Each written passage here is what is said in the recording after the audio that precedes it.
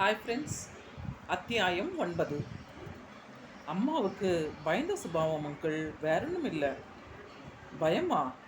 இவங்க ஒன்றுமே பேசாமல் நிற்கவும் இவங்களுக்கு அஞ்சலியை மருமகளாக ஏற்றுக்க இஷ்டமில்லையோன்னு நினச்சிட்ட தம்பி, சிரித்தார் பரந்தாமன். இதற்கு மேலும் தான் பேசாமல் இருந்தால் அது சசிகுமாருக்கு வீண் சந்தேகத்தை உண்டு பண்ணும் என எண்ணியவளாய், இதில் நான் சொல்கிறதுக்கு என்ன இருக்குது, சசிகுமாருக்கு பிடிச்சா சரிதான் அப்படின்னு என்றாள் பானுமதி. அப்போது இந்த கல்யாணத்தில் எந்த ஆட்சேபனையும் இல்லையே. ம். இன்னொரு விஷயம், நீங்கள் தப்பாக நினச்சிக்கலனா நான் சொல்கிறேன். சொல்லுங்கள். அஞ்சலி செல்லமாக வளர்ந்த பொண்ணு. எதுக்காகவும் என்னை விட்டு அவள் பிரிஞ்சதே இல்லை. அவளை பார்க்காம என்னாலையும் ஒரு நிமிஷம் கூட இருக்க முடியாது. அவளும் ஆடம்பரமாக சொகுசாக வாழ்ந்து பழகினவ.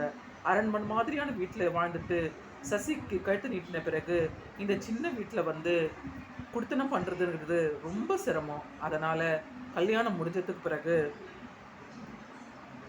சசி எங்கள் கூட எங்கள் வீட்டில் வந்து தான் இருக்கணும். அஞ்சலியும் இதை தான் விரும்புகிறா, நானும் இதை தான் விரும்புகிறேன். ஏன் சசி கூட இதை தான் விரும்புவான்னு நினைக்கிறேன். இல்லை சசி? சசியை பார்த்தார் பரந்தாமன். அவன் சங்கடமாய் தலையை குனிந்து கொண்டான். என் பொண்ணுக்காக நான் எல்லாத்தையும் விட்டு கொடுத்துட்டு உங்கள் வீட்டுக்கு வந்திருக்கேன். அதே மாதிரி இந்த விஷயத்தில் நீங்களும் விட்டு கொடுக்கணும். இந்த கல்யாணம் நடக்கணும்னா நீங்கள் சொல்ல போகிற பதில் தான் இருக்குது. விஷமமாய் உள்ளுக்குள் சிரித்து கொண்டார் பரந்தாமன். ஏ ஓனாயே, என்னை பழிவாங்க வளைவிருக்கிறாயா? என்னையும் சசியும் பிரிப்பதில் அப்படி என்ன சந்தோஷம் உனக்கு? அழுகை அடித்தது பானுமதிக்கு. இருந்தாலும் சசிகுமாரின் சந்தோஷத்துக்காக சொன்னாள். அஞ்சலி என் வீட்டுக்கு வந்தா அந்த மகாலட்சுமியே வந்த மாதிரி இருக்கும். அடுத்து என்ன நடக்கும் ஃப்ரெண்ட்ஸ்? அடுத்த அத்தியாயத்தில் சந்திப்போம் ஃப்ரெண்ட்ஸ்.